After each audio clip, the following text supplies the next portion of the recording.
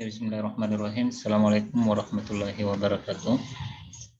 Kembali kita di mata kuliah perencanaan pembelajaran.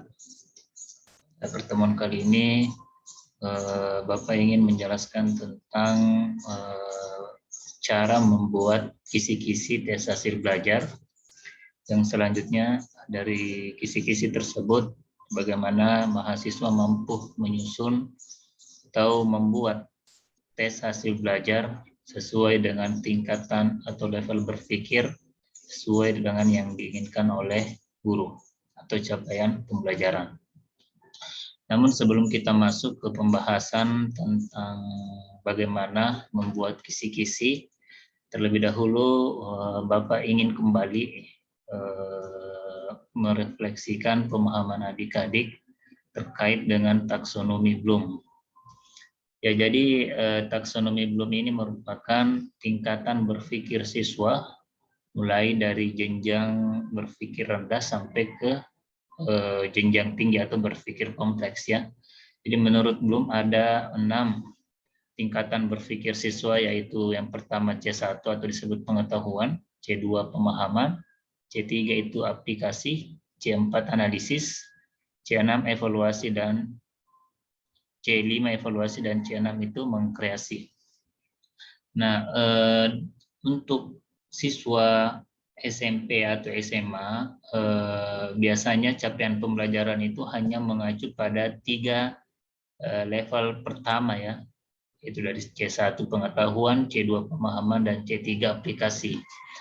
Nah, untuk mengukur pemahaman, pengetahuan, dan mengaplikasikan siswa, maka seorang guru harus menggunakan kata kerja operasional ya, seperti yang ada pada tabel berikut. Jadi misalnya seorang guru ingin mengukur pemahaman siswa, maka kata kerja operasional yang harus digunakan itu misalnya memperkirakan, menjelaskan, mengkategorikan, merinci, mengasosiasi, dan lain sebagainya. Begitupun dengan seorang guru ingin mengetahui pemahaman siswa dari segi aplikasi atau tingkatan berpikir aplikasi, maka kata kerja yang digunakan itu misalnya memerlukan, menyesuaikan, menerapkan, menentukan, dan lain sebagainya. Ya, jadi kata kerja operasional itu digunakan agar seorang guru mampu mengukur pemahaman siswa berdasarkan tingkatan berpikir taksonomi Bloom sesuai dengan level berpikir yang ingin dicapai sesuai dengan tujuan pembelajaran. Ya, selanjutnya kita masuk ke cara-cara membuat kisi-kisi soal. Ya, jadi berikut saya tampilkan ya kisi-kisi penulisan soal. Jadi apa sih sebenarnya itu kisi-kisi? Jadi kisi-kisi ini merupakan alat ya atau bahan yang digunakan seorang guru untuk membuat soal tes hasil belajar. Ya, jadi kisi-kisi ini merupakan landasan utama di dalam membuat soal tes hasil belajar. Ya, jadi kenapa perlu ada kisi-kisi ya? Kenapa perlu ada kisi-kisi? Agar supaya meskipun guru yang berbeda mampu membuat soal yang memiliki tingkatan berpikir yang sama atau level kognitif yang sama. Kenapa? Karena di dalam kisi-kisi itu jelas indikator-indikator apa yang ingin dicapai dalam setiap soalnya. Sehingga meskipun soal tersebut berbeda ya dari segi bahasa, tetapi tentu akan memiliki level kognitif yang sama berdasarkan kata kerja yang digunakan. Seperti ini menjelaskan berarti levelnya di C1 atau level kognitif C1. Oke ya, di sini ada kisi-kisi penulisan soal yang perlu ada di dalam kisi-kisi. Yang pertama itu harus ada jenjang pendidikan. Sini jenjang pendidikan SMP, Madrasah Sanawiyah, mata pelajaran matematika, kurikulum 2013, ada jenjang. Jadi ini merupakan USBN utama. Jumlah soal 40, ada bentuk soal 30 pilihan ganda dan 5 uraian. Salah di sini ya. Sini hanya 35 soal, bukan 40. Misalnya di nomor 1, jadi di sini ada tabel. Nama tabelnya yang pertama ada nomor, kompetensi dasar, kelas, materi, indikator soal, level kognitif, nomor soal, dan bentuk soal. Ya, jadi misalnya di kompetensi dasar 3.2. Jadi kompetensi dasar ini dapat dilihat di kurikulum ya, kurikulum di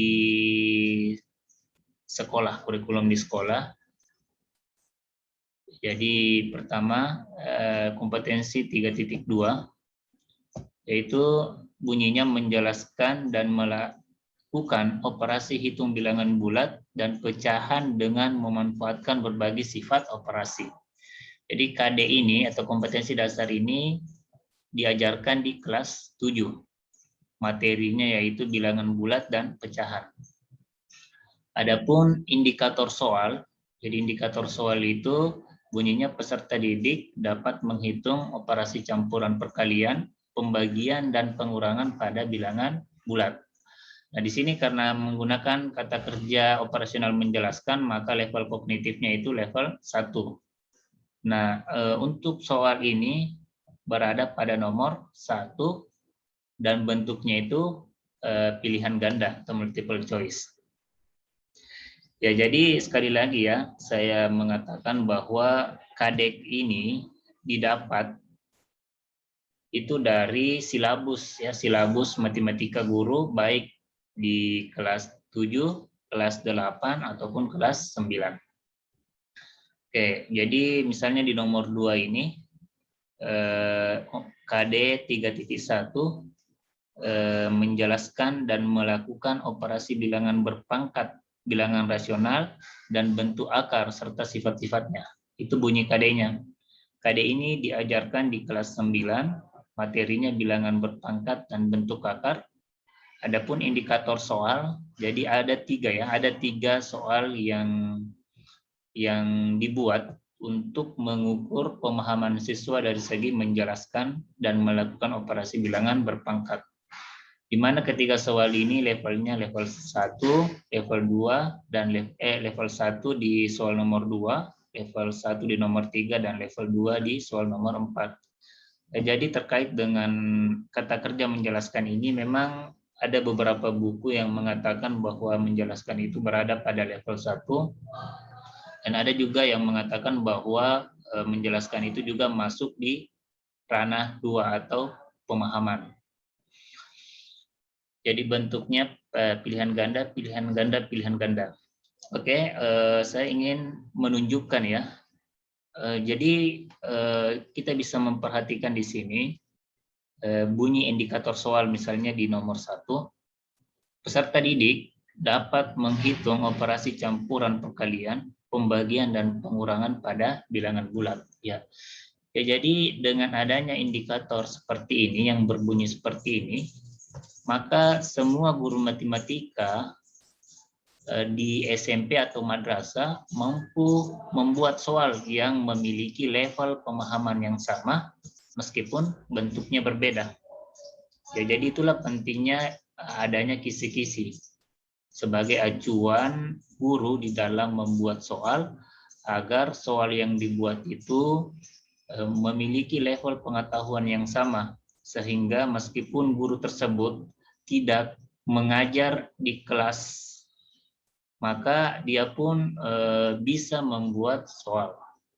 Ya, jadi yang membuat soal itu bukan hanya guru mata pelajaran, tetapi bisa guru mata pelajaran di kelas lain dengan adanya kisi-kisi. Dan saya rasa adik-adik juga bisa membuat ya soal yang dengan adanya indikator soal seperti ini, tentu adik-adik mampu membuat soal seperti yang diinginkan oleh kisi-kisi tersebut. Nah, saya ingin menunjukkan ya bagaimana contoh atau salah satu contoh soal dengan indikator soal seperti ini ya. Peserta didik dapat menghitung operasi campuran perkalian, pembagian, dan pengurangan pada bilangan bulat. Saya stop screen dulu.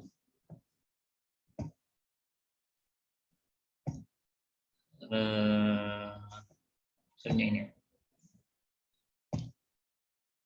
Ya, jadi soal nomor 1 tadi ya, bahwa peserta didik itu mampu menentukan operasi penjumlahan bilangan bulat ya, penjumlahan, perkalian, pembagian. Nah, jadi ini adalah contoh soal dari indikator soal di nomor 1. Jadi bunyinya hasil dari dalam kurung min 17 dikali dalam kurung min 20 balas kurung dikurang dalam kurung 90 dibagi 15 adalah. Nah, tentu di dalam menyelesaikan soal seperti ini ada aturan-aturan ya, aturan-aturan penjabaran di dalam matematika. Itu tentunya berdasarkan aturan yang memiliki derajat tertinggi. Seperti yang pertama diselesaikan kan yang di dalam kurung, lalu yang kedua adalah perpangkatan, selanjutnya perkalian atau pembagian, dan selanjutnya penjumlahan atau pengurangan ya, yang mana yang duluan muncul. Jadi seperti itu. Misalnya lagi kita perhatikan di kisi-kisi nomor 2. Kisi-kisi nomor 2 kan dikatakan bahwa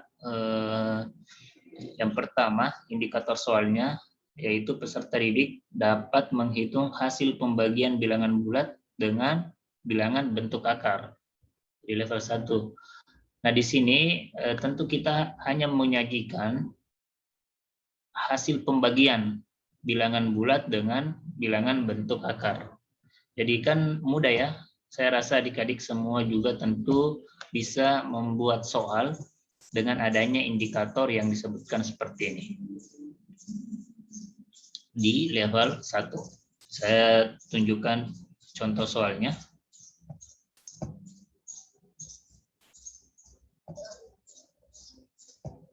Ya, ini ya. Jadi hasil dari 18 dibagi akar 3. Jadi ketika siswa mampu menjawab soal ini, maka tentu indikator soal nomor 2 terjawab, yaitu peserta didik mampu menentukan operasi pembagian bilangan bulat dengan akar. Kita lagi ke kemana lagi ke indikator soal selanjutnya. Nah, di sini coba kita perhatikan, misalnya di nomor 4 ya. Di nomor 4 di sini dikatakan dalam indikator soal, peserta didik dapat menyelesaikan masalah yang berkaitan dengan bilangan berpangkat pecahan positif. Ya, jadi karena di sini menyelesaikan masalah, ya menyelesaikan masalah tadi kan menghitung, menentukan. Berarti ini hanya berada pada level 1 atau C1. Nah, kalau misalnya sudah menyelesaikan masalah, kata kerja operasional menyelesaikan masalah, berarti itu sudah masuk ke level kognitif level 2 ya, atau tingkatan yang lebih tinggi. Nah, bagaimana contoh soalnya misalnya dengan indikator soal yang seperti ini? Tadi dapat menyelesaikan masalah yang berkaitan dengan bilangan berpangkat pecahan positif. Saya tunjukkan contoh soal dari indikator soal nomor 4.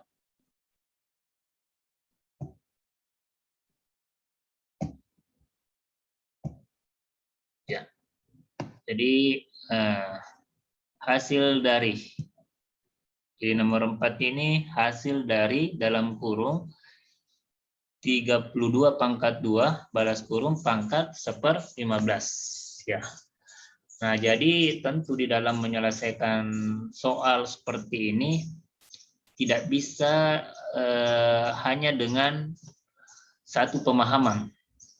Dalam artian bahwa kita harus mengaitkan pemahaman-pemahaman yang lain, yaitu sifat-sifat dari perpangkatan, ya. Jadi itu kan salah satu sifat-sifat perpangkatan, yaitu jika misalnya ada pangkat ketemu pangkat atau pangkat dipangkatkan, maka pangkatnya itu dikali. Ya, jadi seperti itu ya. Jadi ini sudah masuk di dalam soal penyelesaian masalah. Artinya untuk menyelesaikan soal ini kita perlu mengaitkan pemahaman-pemahaman sebelumnya. Ya. Selanjutnya coba kita lihat lagi indikator selanjutnya. Ya, misalnya lagi di KD 3.1 yang berbunyi membuat generalisasi dari pola pada barisan bilangan dan barisan konfigurasi objek. Ya, KD 3.1 ini diajarkan di kelas 8 pada materi pola barisan dan deret. Adapun indikator soalnya yaitu peserta didik dapat menentukan suku KN dari barisan aritmatika jika diketahui dua suku yang lain. Ya, tentu dengan adanya indikator soal seperti ini, maka adik-adik saya rasa bisa membuat soal yang mampu mengukur pemahaman siswa di level 2. Meskipun soal yang dibuat itu memiliki bunyi yang berbeda dengan teman-teman yang lain, atau misalnya bilangan-bilangan yang digunakan berbeda ya, tergantung dari jenis suku. Apakah misalnya menggunakan barisan aritmatika dengan selisih atau beda 2, beda 3, beda 4. Tetapi dengan soal yang berbeda itu tentu tetap akan mengukur pemahaman siswa pada level 2 atau pemahaman atau C2 ya. Begitu juga selanjutnya ya. Begitu selanjutnya di sini ada berapa? Ada 35 ya. Ada 35 soal. Jadi ini sangat ya, jadi kisi-kisi itu mempermudah seorang guru di dalam menyusun tes hasil belajar berdasarkan level pemahaman yang ingin dicapai pada siswa yang diajar. Misalnya di nomor 18 ini KD 3.10 bunyinya menganalisis dan data berdasarkan distribusi data, nilai rata-rata, median, modus, dan sebaran data. Jadi materi ini diajarkan di kelas 8 pada materi statistika. Adapun bentuk indikator soalnya itu disajikan gambar. Jadi nanti tentu di dalam soal itu ada gambar diagram lingkaran tentang kegiatan ekskul di suatu sekolah yang dinyatakan dalam bentuk persen. Peserta didik dapat menghitung banyaknya peserta pada salah satu ekskul yang belum diketahui persentasinya. Iya. Jadi dengan adanya indikator seperti ini, saya rasa adik-adik mampu ya menyusun atau membuat soal yang tidak terlepas dari level berpikir yang ingin dicapai berdasarkan indikator soal. Ya, jadi itu ya sedikit penjelasan terkait dengan kisi-kisi tes. Jadi kisi-kisi tes ini memang sangat penting sebagai acuan guru di dalam membuat soal, agar soal yang dibuat itu mampu mengukur pemahaman siswa berdasarkan level kognitif yang ingin dicapai, yang biasanya tertulis di RPP atau silabus atau tujuan pembelajaran yang akan didapatkan. Nah, tugas adik-adik sekarang adalah sebagai tugas tengah semester ya, jadi UTS-nya itu adik-adik membuat soal ya. Jadi saya ulangi lagi, tugas UTS, jadi UTS-nya tidak tertulis tetapi dalam bentuk soal, dalam bentuk tugas, yaitu membuat soal sebanyak 35. Jadi adik-adik membuat soal sebanyak 35 berdasarkan kisi-kisi yang ada pada yang tampil di layar. Ya, jadi nanti saya akan bagikan kisi-kisi penulisan soal ini. Lalu kemudian tugas adik-adik adalah membuat soal berdasarkan indikator soal yang ada pada kisi-kisi penulisan soal. Jadi tentu di dalam pembuatan soal itu tidak boleh ada yang sama dengan teman yang lain, ya. Pasti artinya kita adik-adik harus mencari soal yang berbeda, tetapi tidak terlepas dari indikator soal yang ada.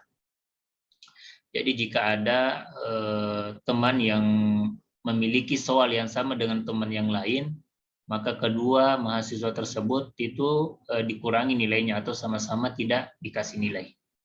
Makanya silahkan buat sendiri soalnya berdasarkan indikator soal yang ada pada kisi-kisi penulisan soal.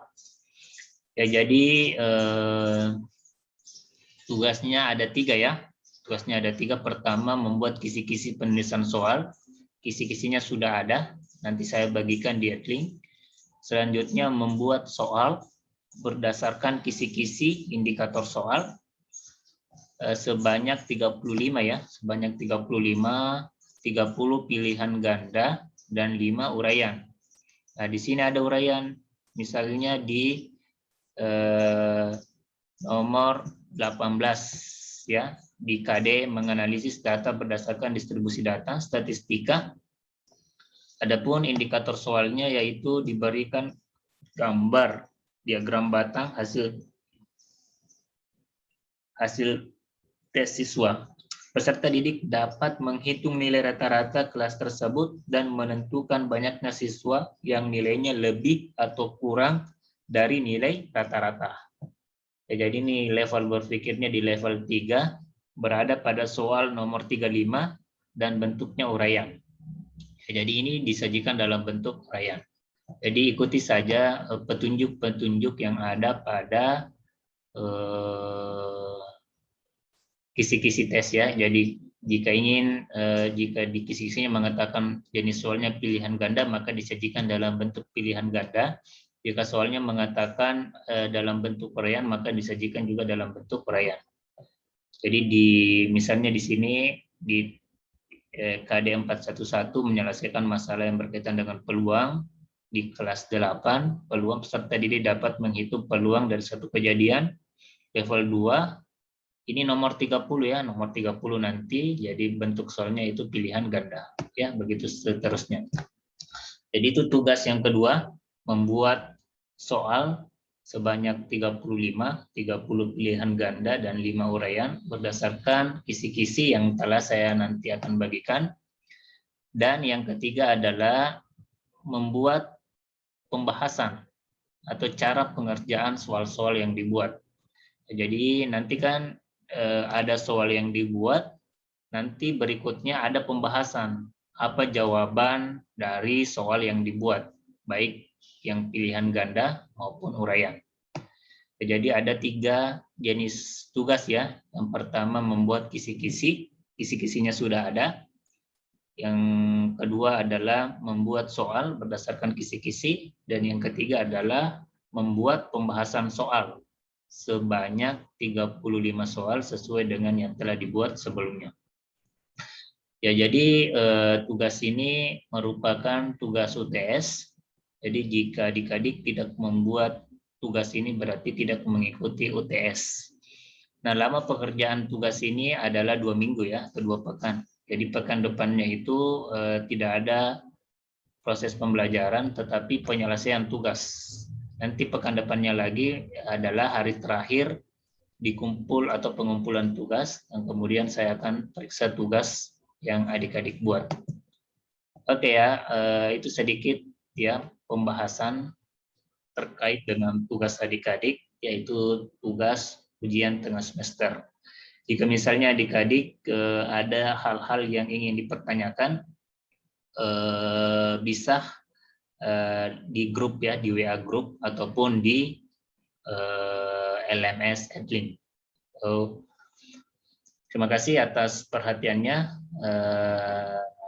Saya tutup dengan mengajak adik-adik membaca kalimat hamdalah. Alhamdulillahirrabbilalamin. Assalamualaikum warahmatullahi wabarakatuh.